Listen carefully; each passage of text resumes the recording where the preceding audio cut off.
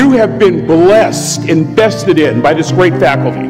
But I wish that you would couple that knowledge with something else. Wisdom. I learned how to make an impact from the wisest person I ever met in my life. A third grade dropout. Wisest and dropout in the same sentence is rather oxymoronic. That third grade dropout, the wisest person I ever met in my life, who taught me to combine knowledge and wisdom to make an impact, was my father. My daddy grew up in the piney woods of East Texas, a little town called Huntsville, Texas.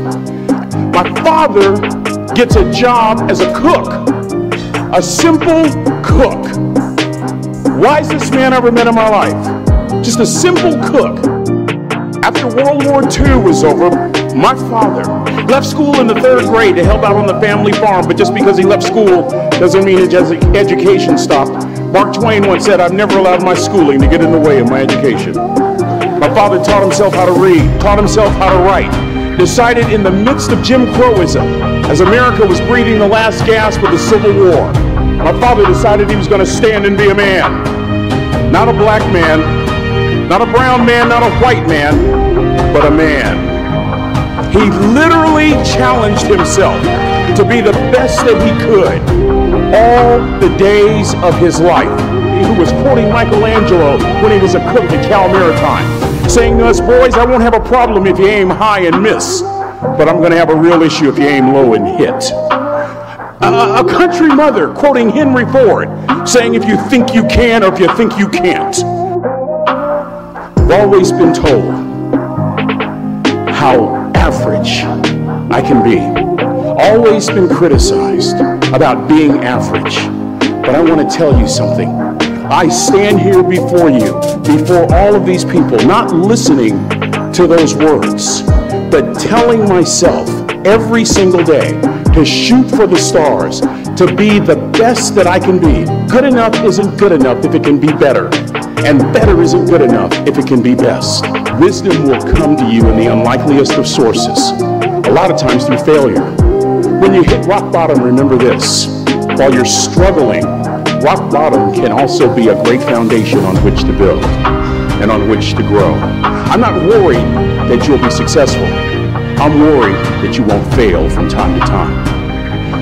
The person that gets up off the canvas and keeps growing, that's the person that will continue to grow their influence.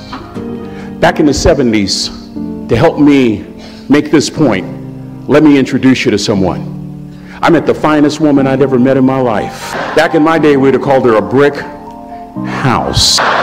We're at this dance, and I find out her name is Trina Williams from Lompoc, California, and we're all dancing, and we're just excited. And I decide in the middle of dancing with her that I would ask her for a phone number. Trina was the first one. Trina was the only woman in college who gave me her real telephone number. The next day, we walked to Baskin & Robbins ice cream parlor. My friends couldn't believe it. This has been 40 years ago, and my friends still can't believe it. We go on a second date, and a third date, and a fourth date. We drive from Chico to Vallejo so that she could meet my parents. My father meets her. My daddy, my hero, he meets her, pulls me to the side and says, "Is she psycho?" But anyway, we go together for a year, 2 years, 3 years, 4 years. So now it's time to propose. So I talk to her girlfriends, and it's California, it's in the 70s, so it has to be outside, have to have a candle, and you have to have, you know, some chocolate. Listen, I'm from the hood. I had a bottle of Boone's Farm wine. That's what I had. She said yes. That was the key. I married the most beautiful woman I'd ever seen in my life. Y'all ever been to a wedding, and even before the wedding starts, you hear this? How in the world? And it was coming from my side of the family.